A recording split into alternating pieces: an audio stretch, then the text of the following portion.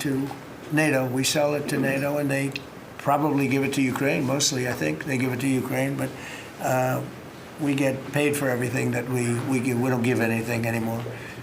That's a tough situation. That whole Ukraine situation, very, very tough. We're working very hard on getting that one solved. It doesn't have any impact on us, virtually nothing. In fact, if anything, I mean, we sell a lot of equipment for that unfortunate war. 25,000 people died last month, 25,000, so mostly soldiers. Some in the towns, but for the most part, soldiers. They're dying. Nobody's seen anything like it since World War II.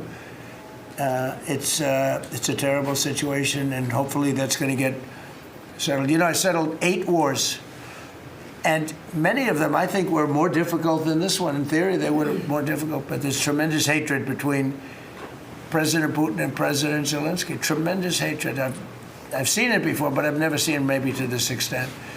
And I think that's calming down a little bit, and I think we have a chance of getting it done. But it doesn't affect us. Thousands of miles away. That's why when I heard the head of Germany say, this is not our war, about Iran, I said, well, Ukraine's not our war. We helped, but Ukraine's not our war. I thought it was a very inappropriate statement to make, but he made it. You can't erase it, but he felt that way. I said, well, you know, Ukraine's not our war, and it's not, but I would like to see all those young people stop being killed. I mean, they're being killed. It's like a slaughterhouse.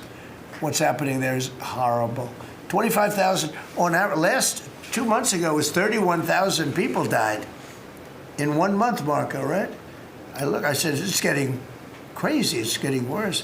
Think of it, 31,000 soldiers, both Russian and Ukraine, died 2 months ago, 25,000 last month.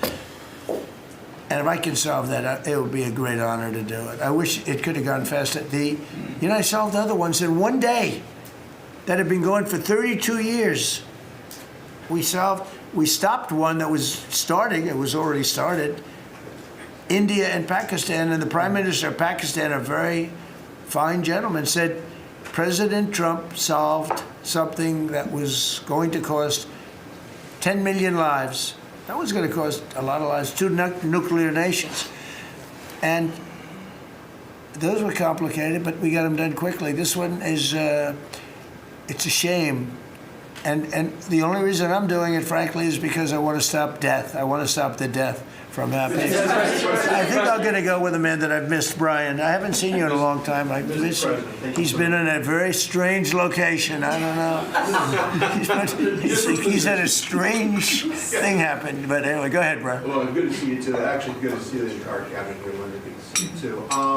You talked about gas prices coming down. Yeah. Obviously, they will. But would you ever consider suspending the federal gas tax in order to kind of temporarily alleviate some? Well, some people should do that. As an example, in California, every time prices go down, his prices go up because the gas tax is bigger than the tax itself, bigger than the product itself.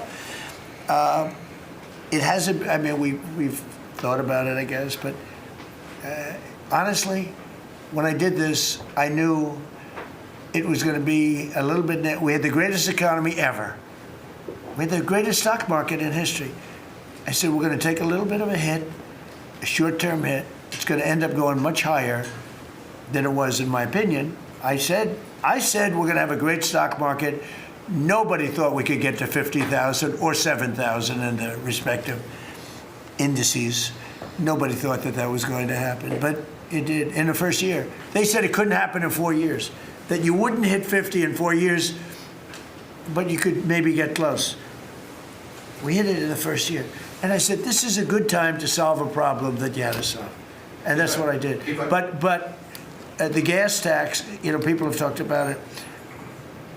It's something we have in our pocket if we think it's necessary. And if I can follow real quickly, you just recently took off, Secretary Duffy, 17,000 truckers off the road that quite frankly could not speak English, which is a safety issue. Yeah.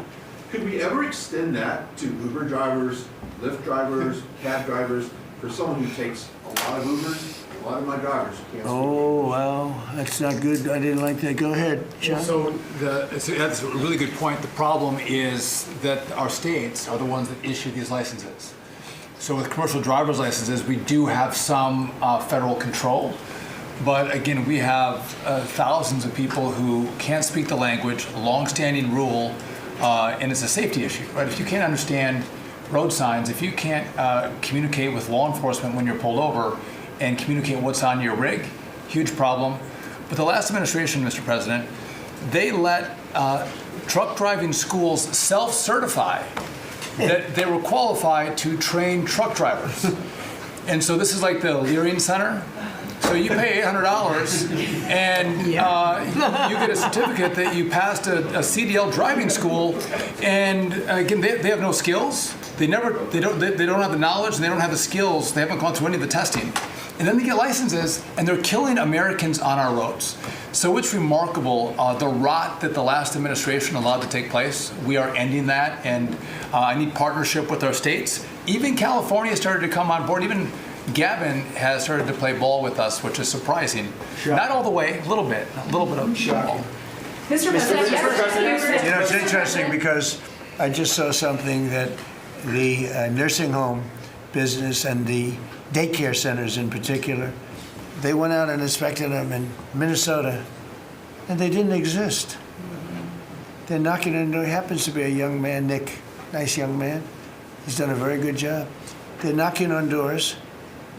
It's like homes, and they're getting hundreds of thousands of that. They didn't exist, and in California, it's worse. It's even worse.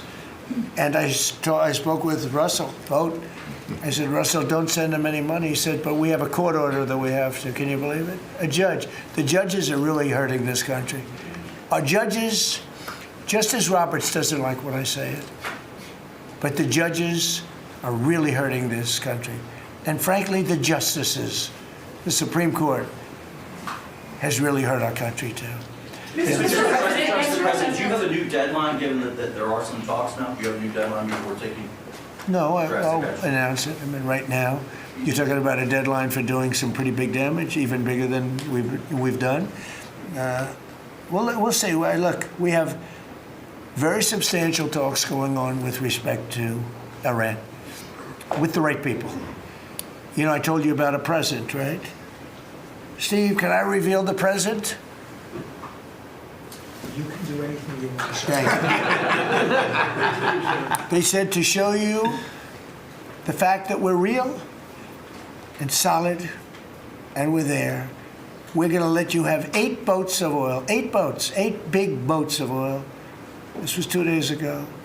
And they'll sail up tomorrow. That was 3 days ago. And I didn't think much about it. And then I watched the news, and they said, a very good anchor, actually, happened to be Fox. But I watched it, and he said, something's unusual happening. There are 8 boats that are going right up the middle of the Hormuz Strait. 8 big tankers are going loaded up with oil right through. And I said, well, I guess they were right, and they were real. And I think they were Pakistani flagged. Yes. And I said, well, I guess we're dealing with the right people. And actually, they then apologized for something they said, and they said, we're going to send 2 more boats. And it ended up being 10 boats. All right, I hope I haven't screwed up your negotiations, but I thought it was appropriate to say, because I did taunt you the other day by saying they're going to give us a present. There were 2 illegal immigrants who were arrested at San Francisco airport for ignoring deportation orders. At the same time, as you highlighted, really great reception from American travelers for ICE agents. Is there a PR aspect of this that can allow future deportations to go on with less protesting, less outrage? Yeah, it's amazing, because by putting ICE there, look, the press was very unfair to ICE. So was everyone else. These are great American patriots. They have a tough job. They have to find murderers and take them out of our country. I wouldn't want to do it. You wouldn't want to do it. Most people wouldn't want to do it. They do it. And, 11,888 murderers. And that's murderers. That's not drug dealers. That's not lots of other things. It's not people from mental institutions. Entire jail populations were released from major countries and let into our country through the open border. And ICE has done an amazing job. I wouldn't want that job. It's a tough job, dangerous job. But I just- so what happens is by putting them at the airport, and I just said, do me a favor, take off your masks. And they did. For that, not for when they're looking for some, cold-blooded killers and they're in the, but for that, and they did. They took them off. And the passengers, I see the interviews of people, they're saying, these are nice people. One person said, he's a very strong man, but he's a nice guy. He grabbed my bag. He helped a woman with a bag that she couldn't lift. And I'll tell you, I don't want to use the word rehab because there was nothing to rehab, but rehab from the press, because the press is so tough on them. And these crooks in Minnesota, these crooked politicians and dirty cops, they're dirty cops, they're dirty politicians. Waltz is a dirty, crooked politician. The Attorney General is a crooked guy. He's no investigations, and I hope JD's going to do a great job. He's in charge of it now with somebody who's very talented. But I think it's easy stuff. They say $19 billion, think of it, is missing. $19 billion. If we would solve half of the fraud problem, Pam, in this country, we would have more than a balanced budget. We'd have a surplus. And in the case of Minnesota, it's very Somalia-oriented. Think of it. These people come from a crooked country, disgusting country, one of the worst countries in the world. Acknowledged to be one of the worst countries in the world. Some people say it's the worst. They have no money, they have nothing. They come to our country, low IQs, and they rob us blind. Stupid people. And they rob us blind because we have crooked politicians and we have dirty cops. The Attorney General is a dirty cop. It's my opinion. It's only my opinion. And something should be done about him. Let's see what kind of job he Mr. can President, do. yesterday you said that you hate mail-in ballots. Excuse me? Should Iran be able to charge a toll for the Strait of Hormuz? They're charging some vessels to go through. Oh, yeah. Well, should they be able to? I mean, they shouldn't be able to, but they're doing it a little bit. I don't know. Look, their capability is a lot less than it was 2 weeks ago. And with every week and every day, frankly, it gets less and less.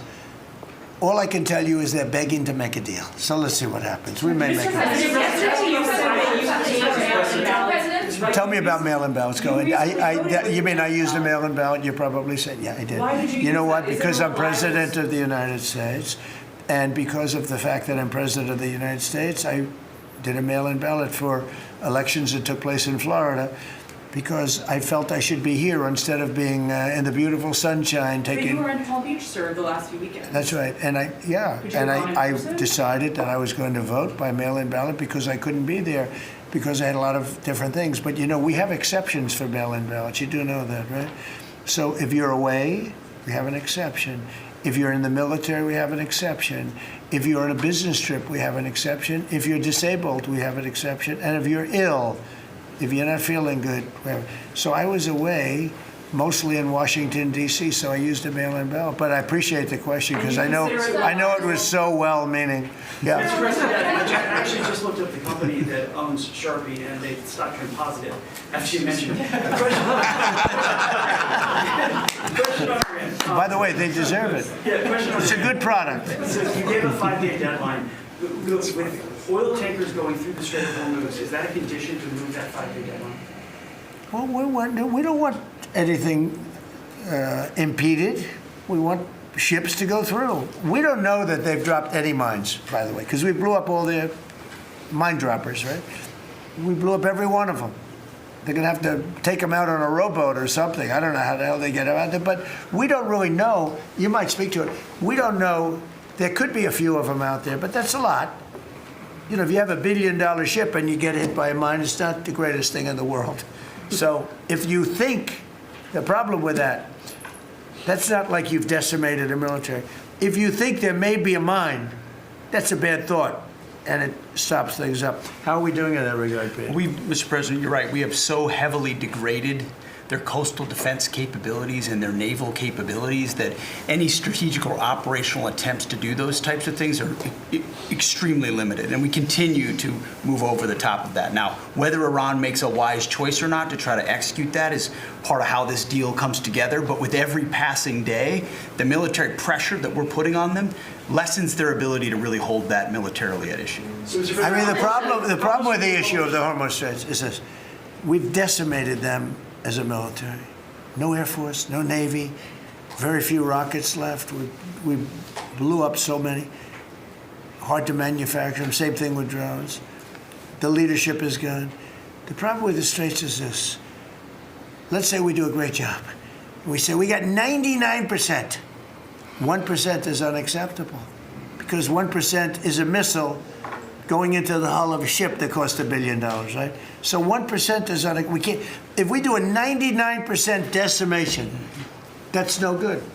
So how close are you to a coalition then? So it's really, a little bit. But I have a feeling it's going to clean up pretty quickly. How close are you to I could just say this: they want to make, and I probably hurt our little negotiation. It gives them a little impetus to say, well, I wish you didn't say that. But they said yesterday that we weren't negotiating with them, and now they admit that we were negotiating with them. So they want to make a deal. The reason they want to make a deal is they have been just beat to shit. So the Are you thinking of taking control of Iran's oil? It's an option. I mean, I wouldn't talk about it, but it's an option. Is that something you've thought about? Well, in Venezuela, we've done very well working with Venezuela, certainly. We've taken in billions and billions of dollars. And by the way, Venezuela is doing better right now than they've ever done in the history of their country. And it's sort of like a joint venture. But the United States has made a lot of money, Marco, right? With it. Do you want to talk about that for a second? About Venezuela? Yeah. Yeah, I mean, I think Venezuela in the first 2 months of this year generated more revenue from oil sales than they had most of all of last year. But the money's not being stolen anymore. And it's being held in a U.S. Treasury blocked account.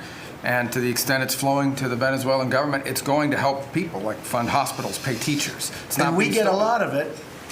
And they got more than they have in many years. Think of it. We get a lot of it.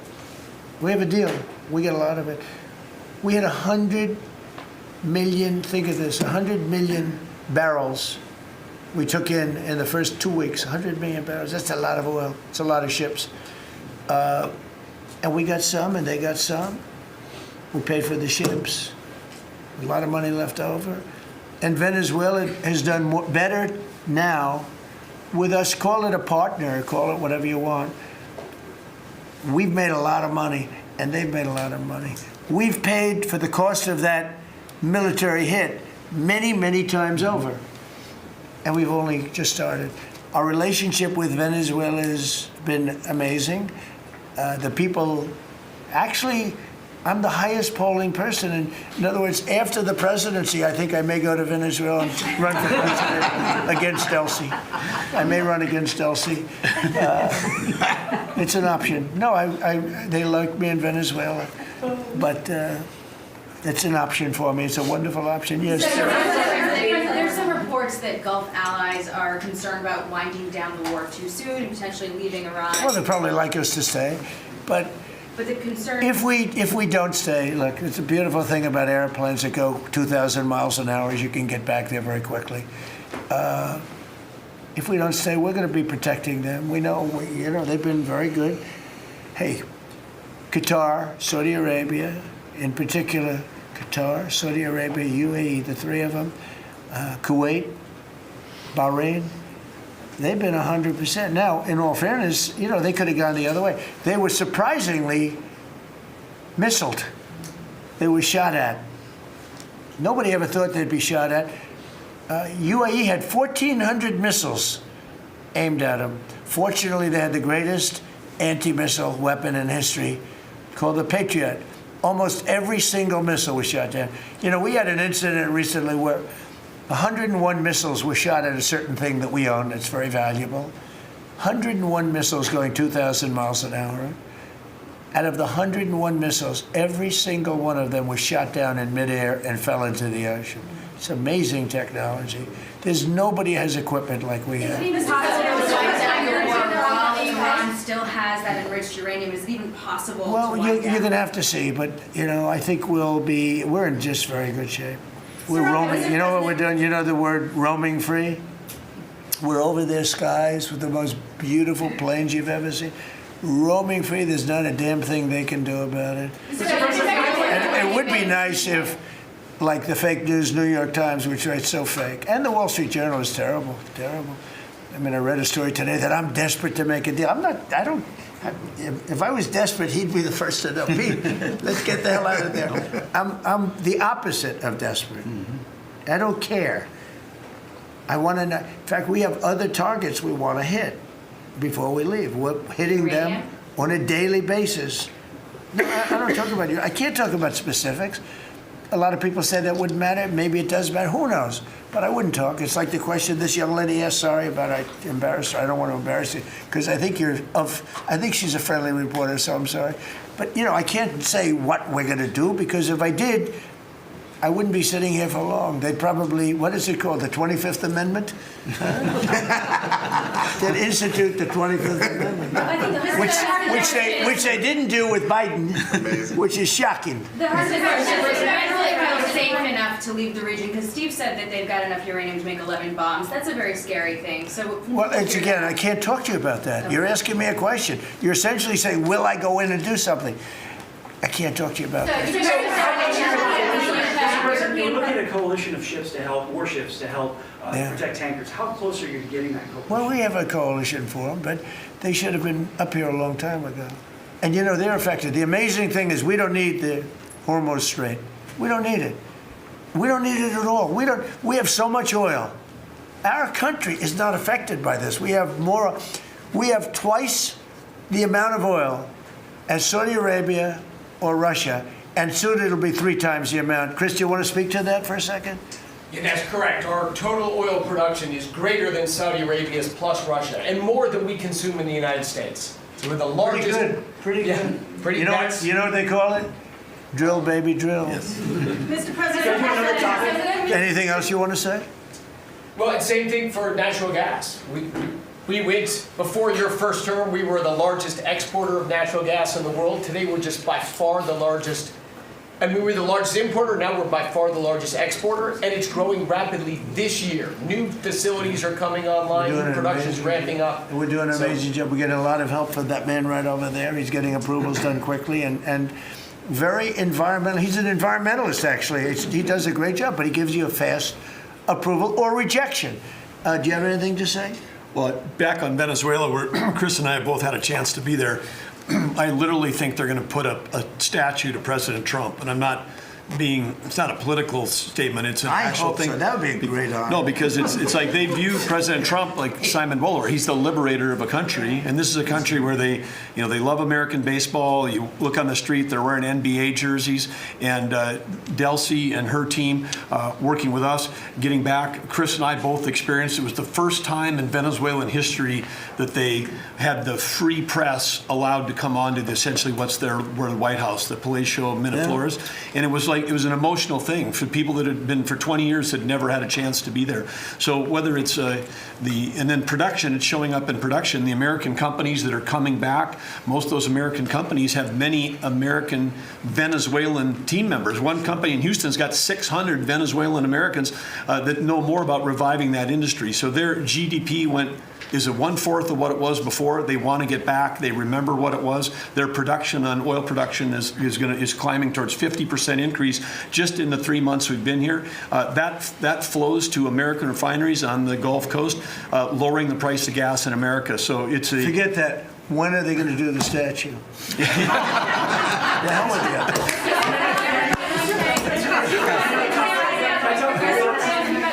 Thank you. You've been really honest about how disappointed you are in Sir Keir Starmer, particularly in relation to Iran. So I'm curious about your phone calls with him, how easy they might be. And also, were you surprised by... Are we talking about Starmer? Yes. Yeah. And are you surprised by how weak... I think he's a lovely man. I do. I think he's a lovely man. But I think he did something that was shocking. He didn't want to help us. And maybe in particular that country, we were the longest bond, the longest ally. Australia, too. Australia was not great. I was a little surprised by Australia. I wouldn't say anybody was great, other than the 5 countries in the Middle East. We never really had very much support. You know, we spend trillions of dollars supporting countries, and this is Little League. This isn't the big league deal. This is sort of Little League pool for us. This was look, we decimated them in a period of a week. In the first week, it was over. In the first few days, it was over. I think the Navy took us 3 days to essentially annihilate it. They weren't there. So if there's ever a big one, which I hope there's not, but if there's ever a big one, I don't think they're going to be there.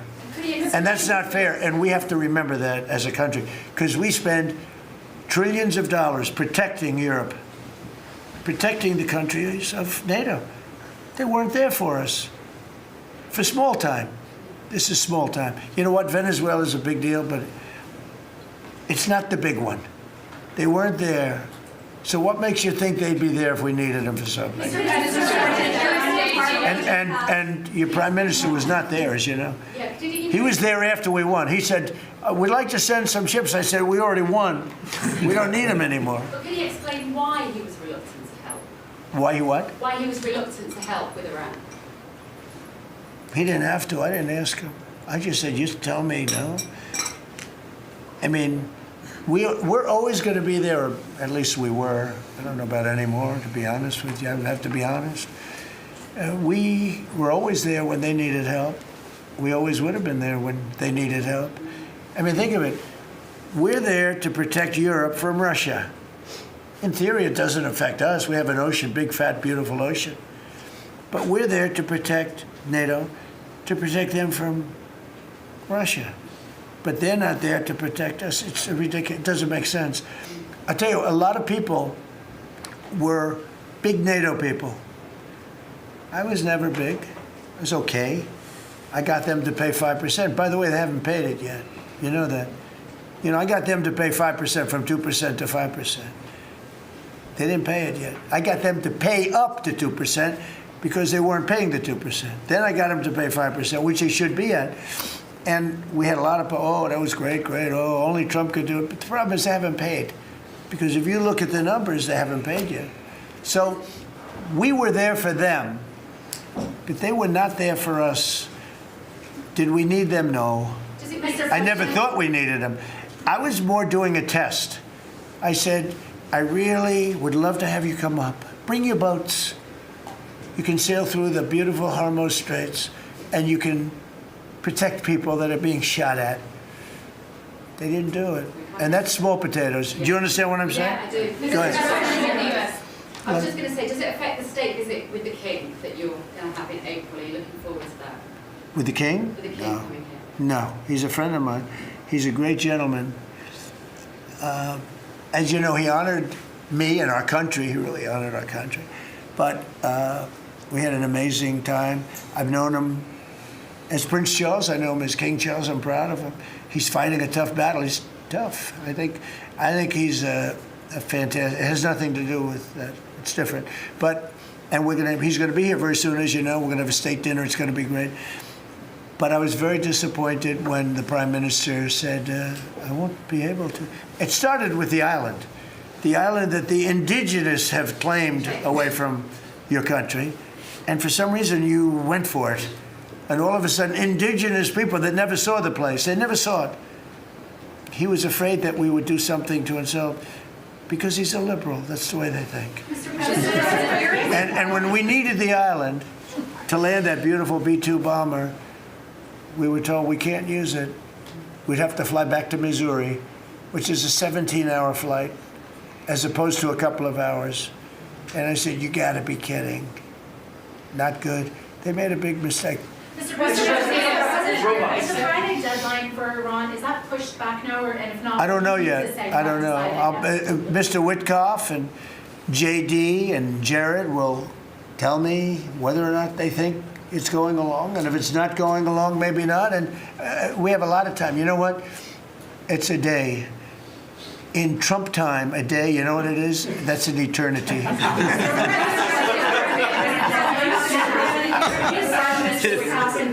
Say it, what? European Parliament just passed a major deportation plan. Some of the tenets of it are that member states can deport rejected asylum seekers to third countries regardless of whether they have a connection to it. It allows for detention periods of up to 2 years and also offshore return hubs or detention centers, similar to our. Who did this? Which country? European Parliament, and the vote was not close. It was 389 in Good. favor to 208 against. I'd vote with them, yeah. Europe is where you are now. Do you think that will move the needle with Democrats? I don't care about the Democrats. The Democrats hate our country. The Democrats are in chaos right now, and they have no common sense. You know, they have one quality that's amazing. They stick together. And it's harder because they stick together in a ridiculous policy like men playing in women's sports, open borders for everybody, including murderers and anybody else that want it. We're open to you. Come in, murderers. You know why they do that? They do that for a couple of reasons, but they do it for votes because they think they're going to vote for the Democrats. Even though I did great with the Hispanic vote, tremendous with the Hispanic vote. You know, I turned that whole thing around. The Hispanics like me and I like them. And you know, it's interesting with the Hispanics. When I built the wall, everybody said, oh, that's going to ruin us for the Hispanic. It was just the opposite. They know all about immigration and they know all about death and crime, and they're smart people and they have common sense. They wanted to be protected from the people that were coming into our country. So, you know, I won the election with a very tremendous Hispanic vote, and I think it's higher now than it was then. So, we're a party of common sense. The Democrats are a party of insanity. They're a party that will destroy our country. If I didn't win this election, I believe our country would have been destroyed by now. 1 year, that's all it would have taken. If you had Kamala or Sleepy Joe, either one, it wouldn't have mattered. They're the same thing. Two sleepy people, two stupid people. I believe, and by the way, Gavin Newsom, who is one of the candidates, I believe he took himself out of the running when he says he suffers from mental disability. And a reporter said it was terrible that I talked that way about somebody with mental disability. I said, I have no problem with it, but I don't want a person with mental disability to be my president. I mean, you don't want to have a person with mental disability being your president. And Gavin Newsom said that he can't read a speech. He can't do almost anything.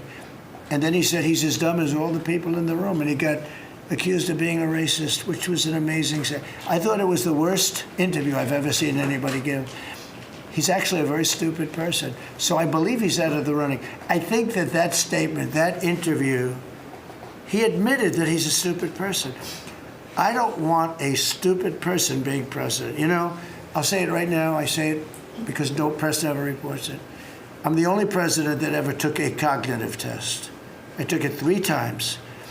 It's actually a very hard test for a lot of people. It wasn't hard for me, but it's a cognitive test. It starts off with an easy question, and by the time you get to the middle, it gets tougher. By the time you get to the end, very few people can answer those questions. They get very tough, mathematical equations and things.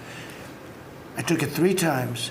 I aced it all 3 times in front of numerous doctors that I have no idea who they are.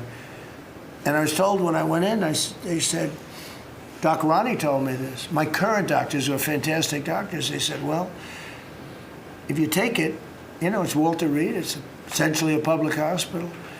And if you do badly, it's probably going to get out. But I aced it. I got them all right. And one doctor said, I've never seen anybody get them all right. I've been doing the test for 20 years. I want people, I would love to see anybody that's a president or a vice president or anybody that has any chance of being a president, I would like to see them take a cognitive test, because we had a man in this office that had no clue what was happening. And let me give you a little secret. He wasn't a smart man 30 years ago. And I'll tell you about President Obama. He wasn't a smart man either. I know all about him. He wasn't a smart man, highly overrated. He was a great divider. And our country can't go through that anymore, can't go through. We have done an amazing job. I had to do a little stopover. I call it an excursion.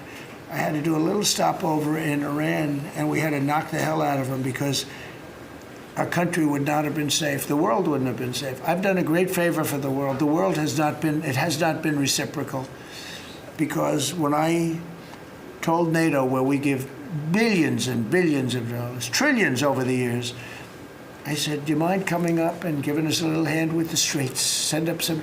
They didn't want to get involved. And I believe that's going to cost them dearly. Thank you very much, everybody. Thank you. Thank you very much. Thank you, Mr. President. Keep moving. Thank you, guys. Keep moving. Thank you. Thanks. Keep moving, guys. Hitting Iran's military capabilities at a level that few people have ever seen before. People never knew there was such a capability. We have the strongest military anywhere in the world by far. I built it during my first administration, and I used it during my second administration. Unfortunately, because I'd rather not have to use it. But it's a display of force and precision and skill like nothing the world has really witnessed, although you get a pretty good witnessing of it in Venezuela also. And that was a smaller version of what we're doing now. We're crushing their missiles and drone stockpiles, destroying their defense industrial base. We've wiped out their Navy completely, their Air Force completely. We've wiped out a large percentage of their missiles. And the missile launchers, without the launchers, the missiles don't do any good. And we've knocked out probably close to 90% of the launchers, probably more than 90% of the missiles themselves. Between some they fired and more than they fired, we knocked out. We've also destroyed a lot of the factories. We're continuing to do that, but a lot of the factories where they manufacture the drones and the missiles. The drones, too, are way down, but the reason they're down is they go one way and they don't come back, because for the most part we're shooting them down. But we also are able to, we've really done tremendous damage to the places where they make them.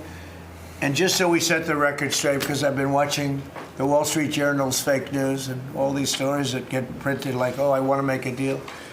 They are begging to make a deal, not me. They're begging to make a deal. And anybody that saw what was happening over there would understand why they want to make a deal. But they say, oh, we're not talking to them. Anybody would know they're talking. And only a total fool. And they're not fools. They're very smart, actually, in a certain way. And they're great negotiators. I say they're lousy fighters, but they're great negotiators. They are begging to work out a deal. I don't know if we'll be able to do that. I don't know if we're willing to do that. They should have done that 4 weeks ago. They should have done it 2 years ago. Or they should have done it when we first came into office, because 2 years ago they had free reign under Biden. Sleepy Joe, worst president in the history of our country.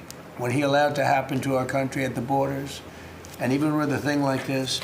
But not just him. Every president for 47 years, every president should have done this. They should have done it a long time ago, because you cannot give lunatics a nuclear weapon, and they would have had a big one.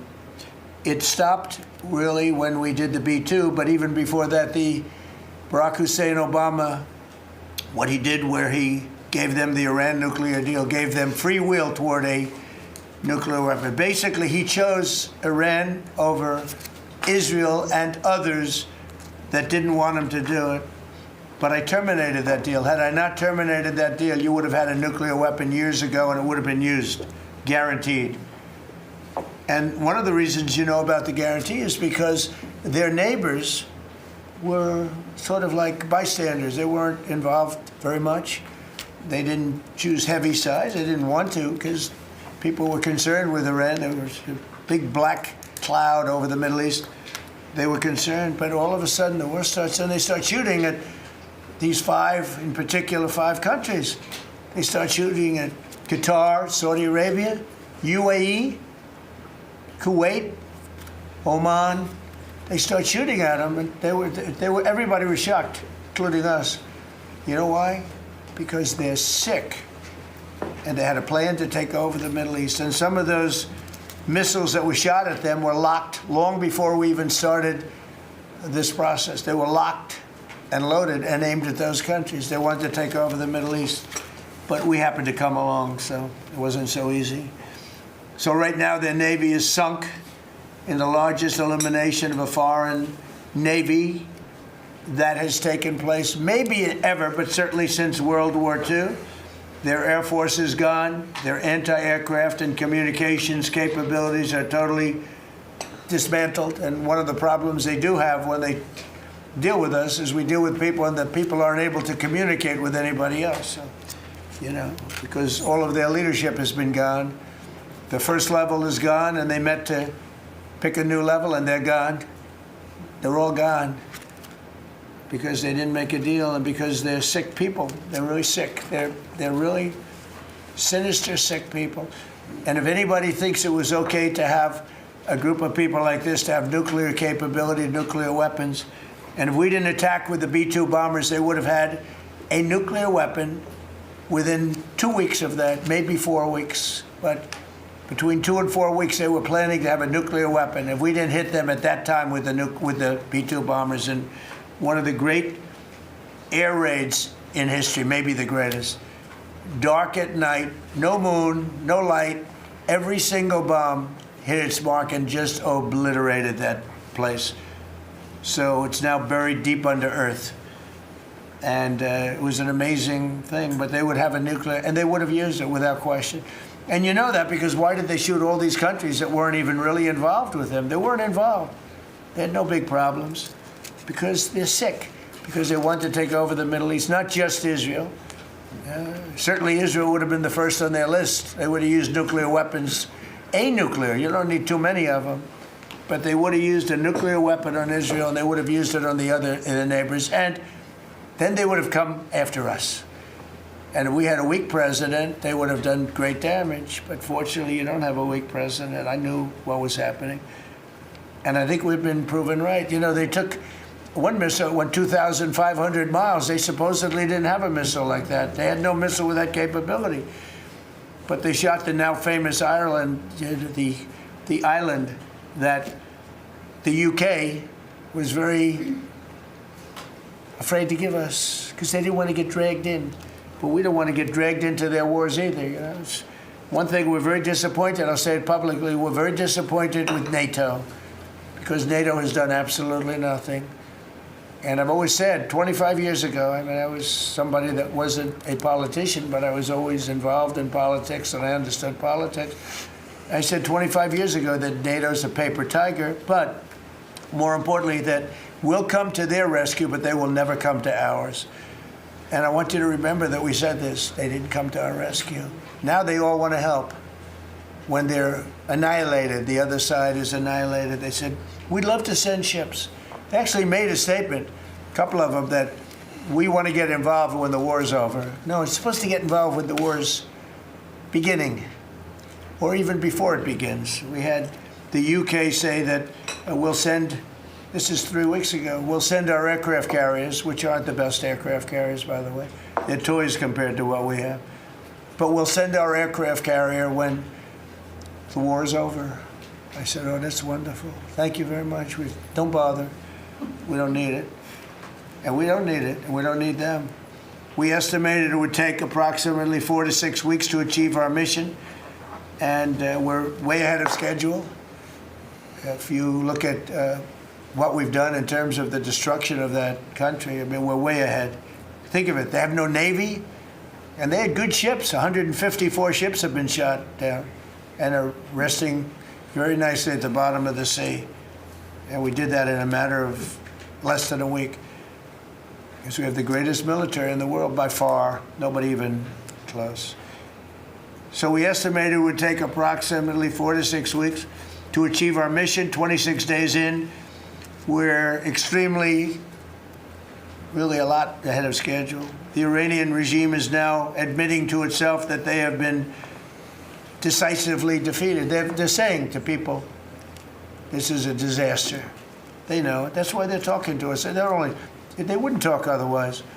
But they're talking to us because they've got a disaster in their hands. They're defeated. They can't make a comeback. We're free to roam over their cities and towns and destroy all of their crazy nuclear weapons and missiles and drones that they're building. Oh, we're doing that. They now have a chance to make a deal, but that's up to them. And they'll tell you, we're not negotiating. We will not negotiate. Of course they're negotiating. They've been obliterated. Who wouldn't negotiate? They are begging to make a deal. We'll see if we can make the right deal. And if they make the right deal, then then the strait will open up. Hormuz Strait will open up. And even now, we don't know if there are any mines. You know, they have 22 they call mine droppers. Think of it, who would have 22 mine droppers? There's a boat that drops mines. Who has 22 mine droppers? Except for people with very evil intention. So every one of those mine droppers has been struck with the same weapon we used to stop drugs from coming into the United States of America.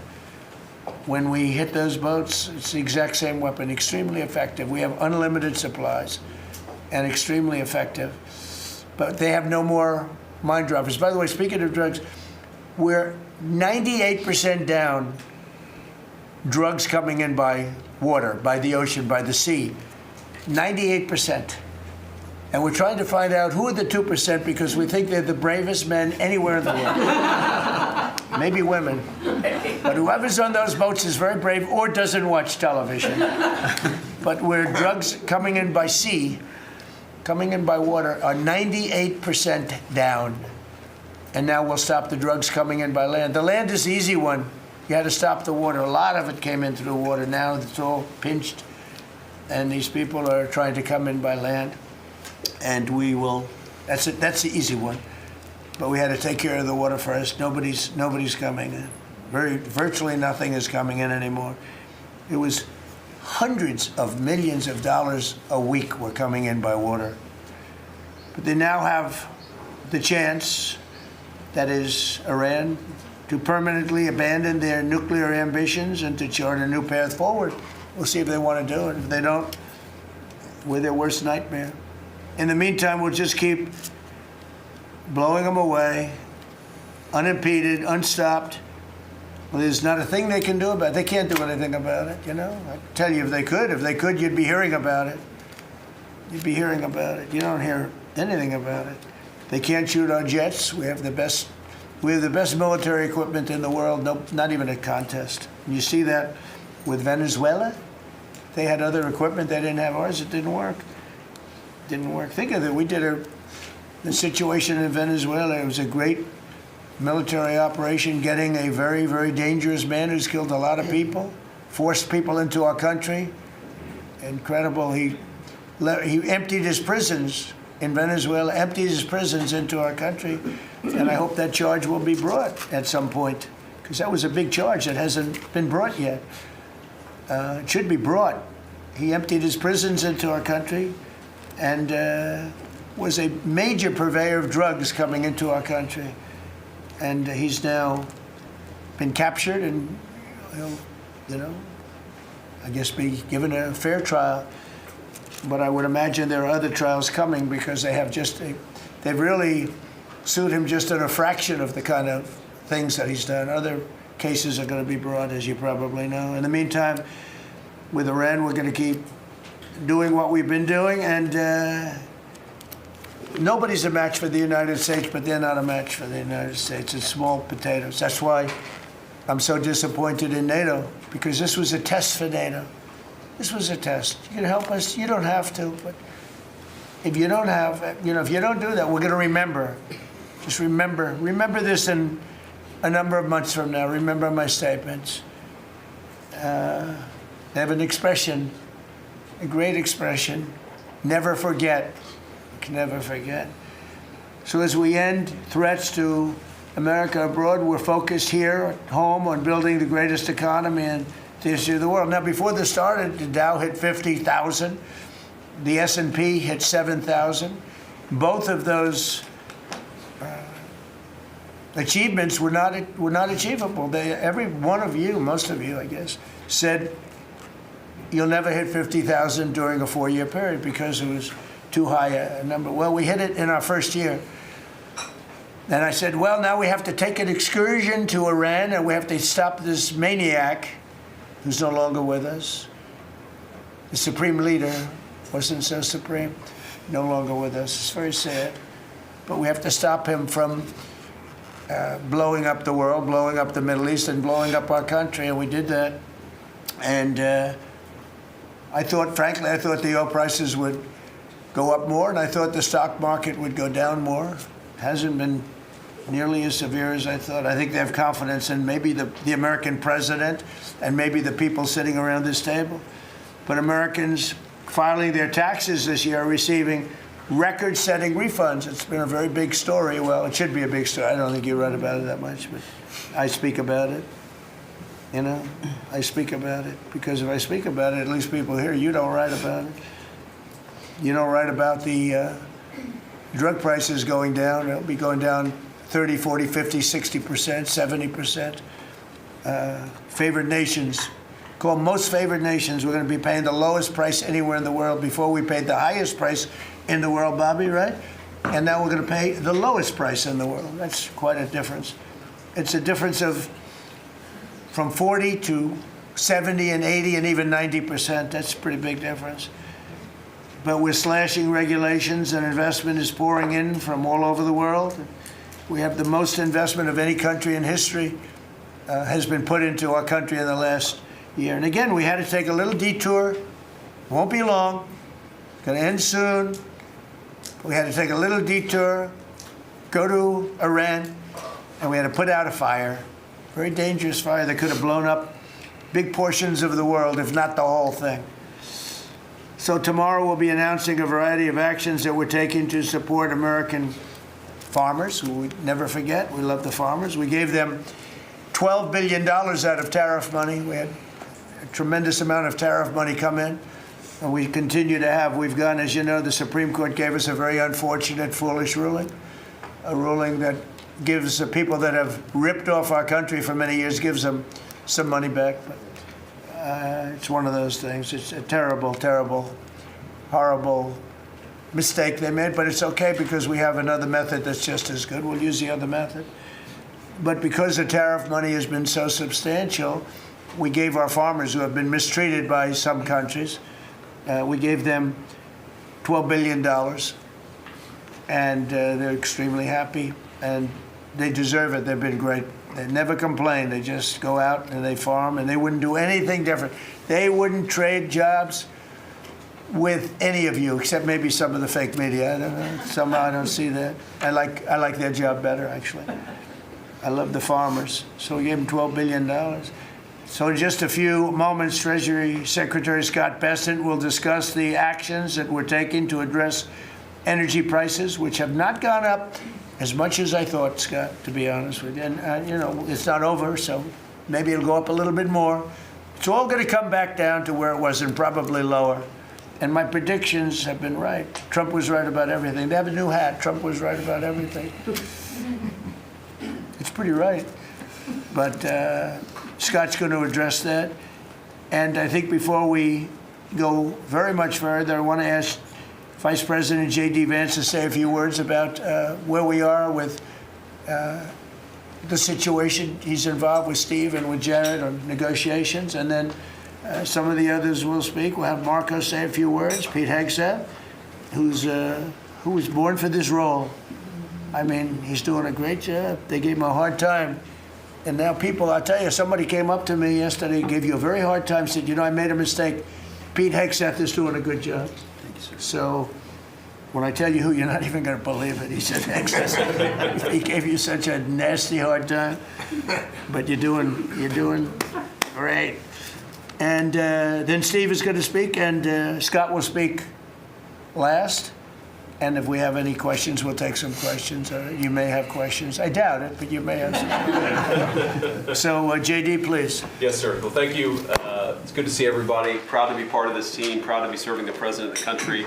Let me just say a couple things. The first of all is the president summarized this very ably.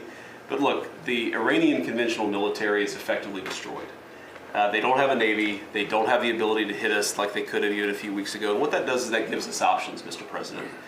Now, there's been a lot of reporting about diplomatic options, about negotiations. There's, of course, Pete and his team. There are further military options. But what we have now that we didn't have when the president took over just a little over a year ago is the ability to use every tool at our disposal to ensure that Iran doesn't get a nuclear weapon. Because when I say options, I think it's important the American people know options for what? And it's options to ensure that Iran never has a nuclear weapon. You talk about people who walk into a crowded supermarket and have a vest on.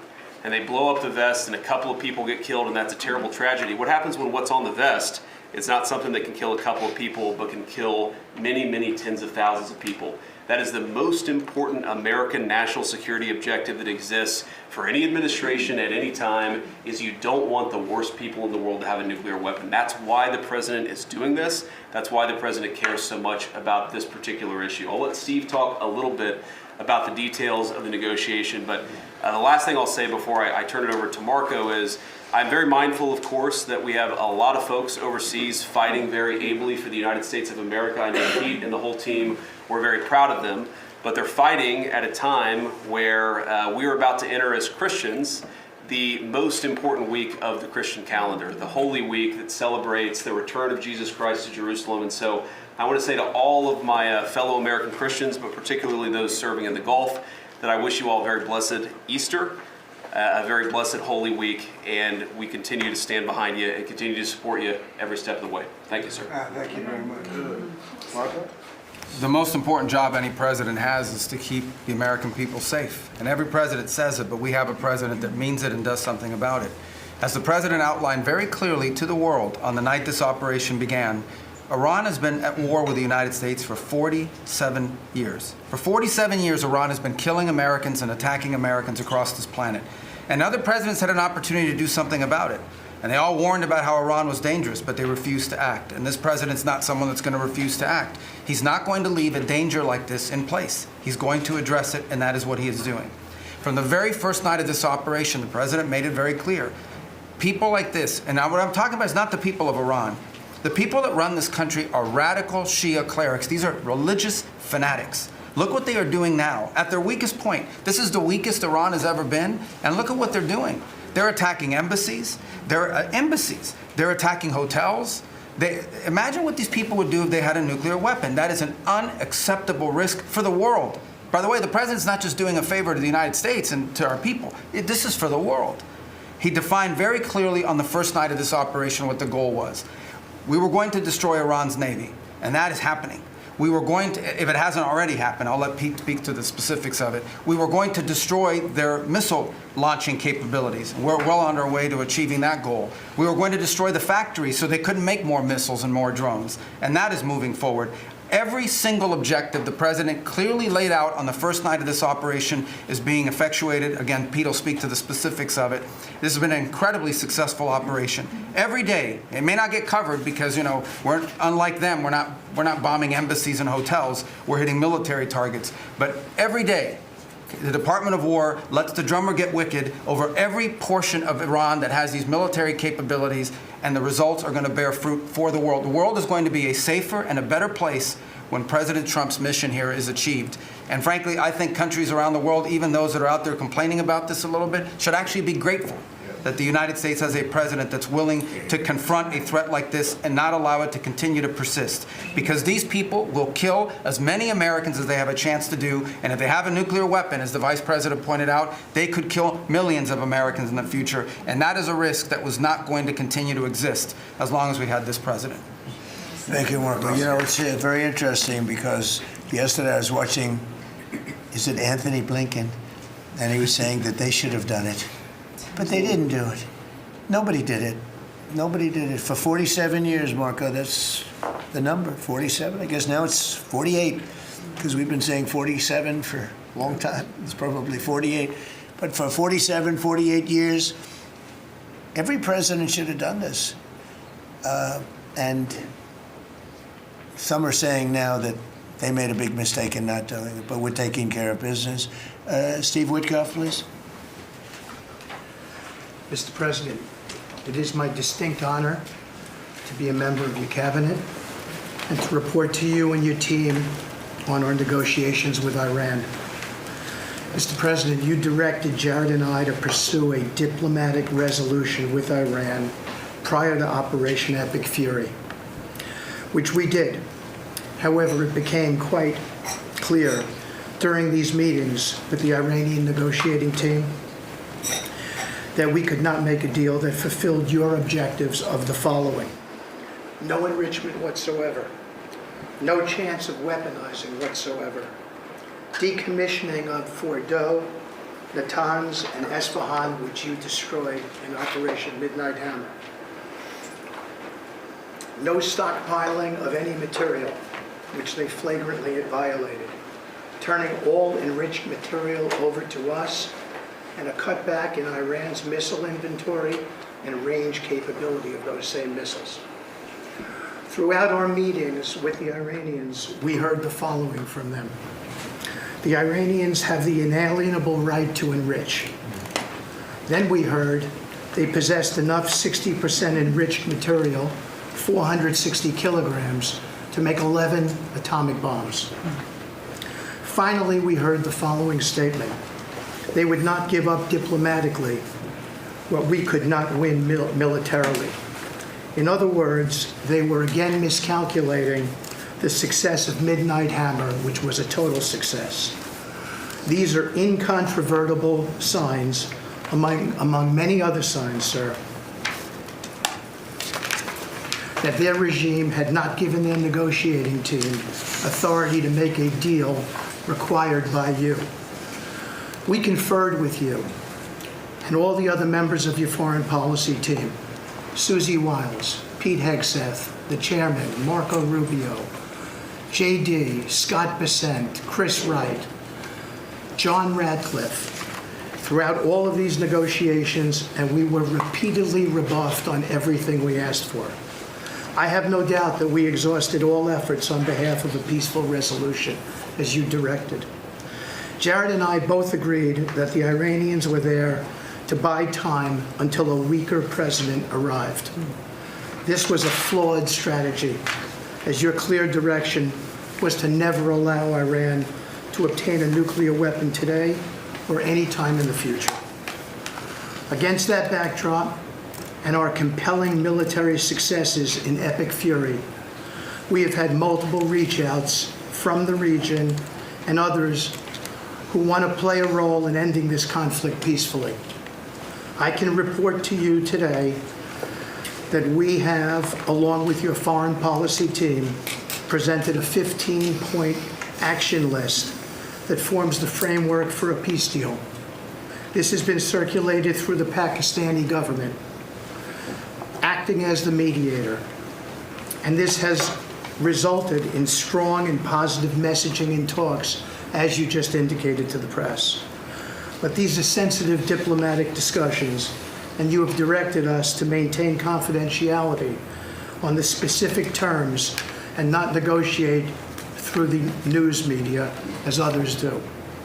I can say this, we will see where things lead, and if we can convince Iran that this is the inflection point with no good alternatives for them, other than more death and destruction.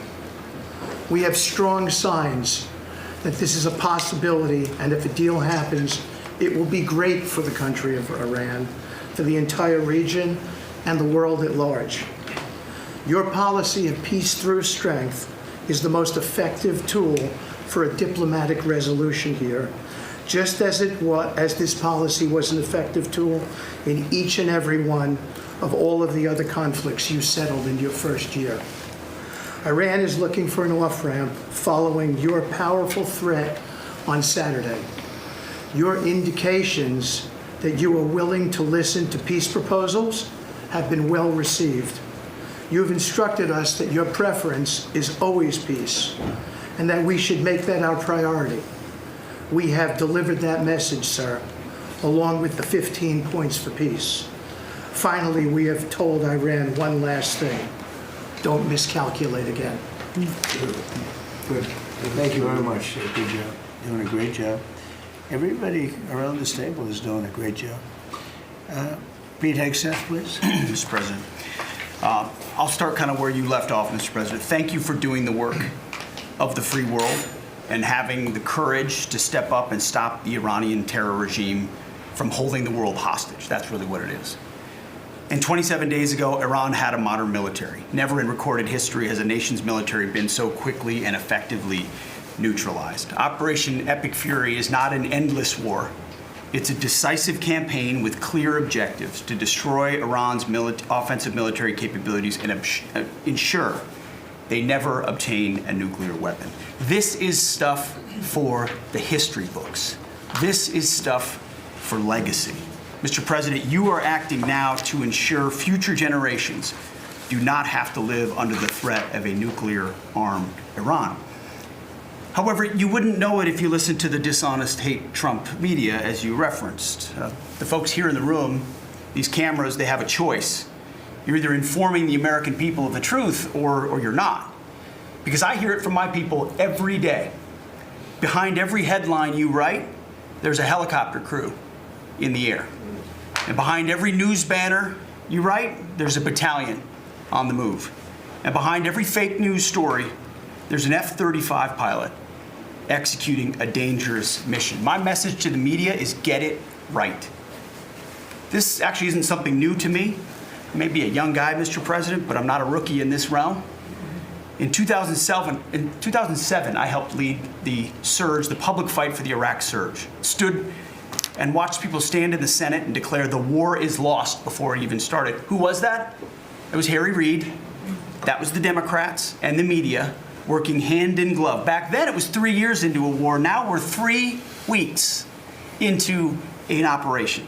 But see, unlike Iraq, this isn't a tie. This is not parody. This is not chaos. This is success, pure American success, on plan, and as the president said, ahead of pace. Over 10,000 enemy targets destroyed, over 140, I think now you're right, Mr. President, over 150 naval vessels sunk, underground facilities destroyed, their defense industrial base in shambles, and overnight, not only do they not have a Navy, Mr. President, they no longer have a Navy commander. IRGC's Navy commander was killed overnight in operation. So no Navy leader. Now that here's the thing about the media though, if President Trump had not acted, you'd be screaming, why not? And now that he has taken decisive action, you're asking, well, why did you? It's the same old tired playbook, TDS in your DNA. But the hardworking, God-fearing, patriotic Americans out there know better. And you alluded to this, President Obama, Mr. President. Here's a fact that you don't hear on your networks, but we know. Many of the Iranian military factories and bases that we're systematically destroying were paid for by the pallets of American cash that Barack Obama flew into Tehran under the Iran deal. You might call it an inconvenient truth. Iran took our money and turned it into weapons and bunkers and ammo. And now we're destroying those weapons, and you're righting, Mr. President, that grievous wrong. And make no mistake, we had to act. And our objectives are clear. No nukes, no Navy, and a complete dismantling of their missile program and defense industrial base. And as Marco pointed out, that mission, and the VP as well, has not changed since day one. Yet, 2 days ago, they shot 2 failed missiles on a target 4,000 kilometers away. For years, they told the world that their missiles could only range 2 kilometers. Surprise.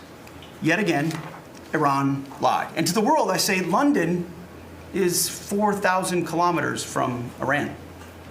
Washington, D.C. is 3,300 kilometers from Venezuela, another country President Trump did something about that partnered for a long time with Iran. So you're telling us that Iran is not a threat to the world or to the U.S. President Trump knows better. And here's what success actually looks like right now. You mentioned it, Mr. President.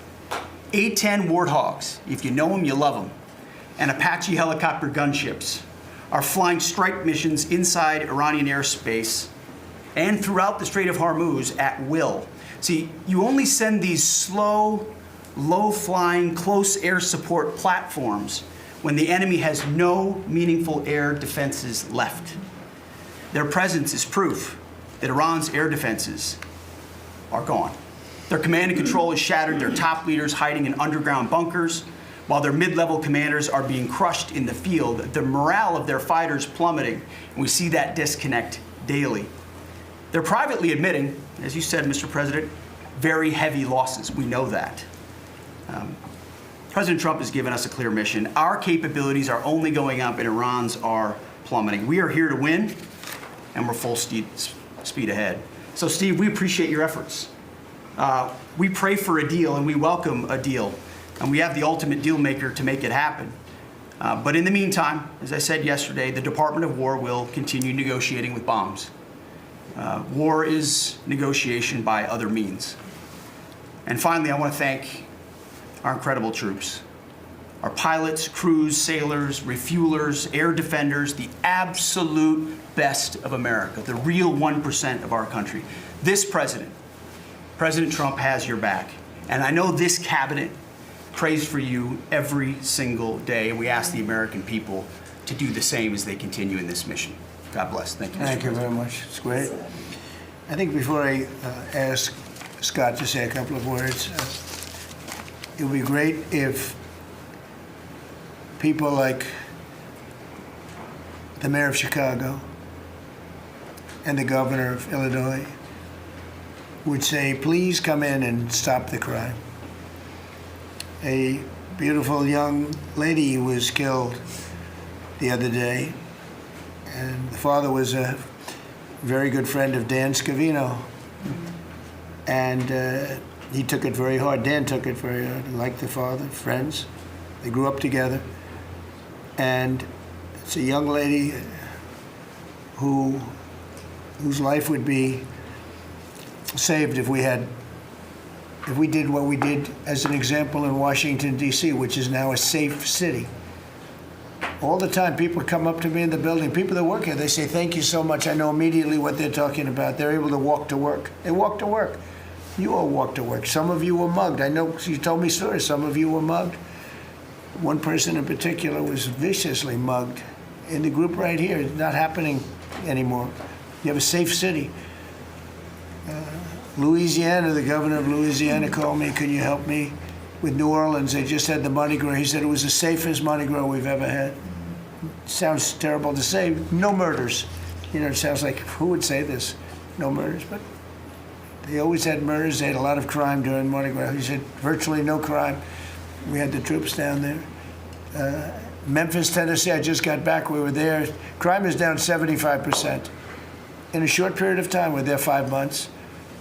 We could do that for Chicago. We could do that for New York. We could do that for L.A. And we could do that for, frankly, San Francisco. I know they have a mayor who's trying very hard. He's a Democrat, but he's trying very hard. But we can do it much more effectively because he can't do what we do. He can't take people out from the city and bring them back to the country from where they came, where they were in prisons. They were allowed to go in prisons. There were drug dealers, the highest level drug dealers, murderers, 11,888 murders. We do things that they can't do.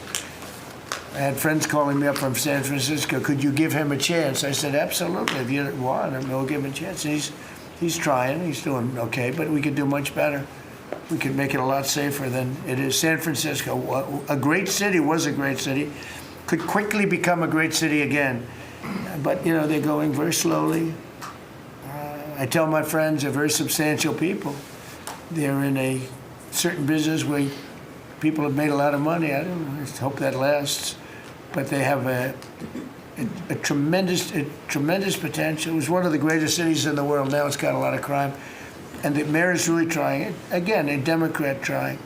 And I spoke to him. He just wants to have a chance. And I said, we'll give you a chance. But we can solve it very quickly. This young lady would be around today if we were around, because we have nobody coming through our border. I mean, literally for 9 months, it's zero. It's hard to believe that number can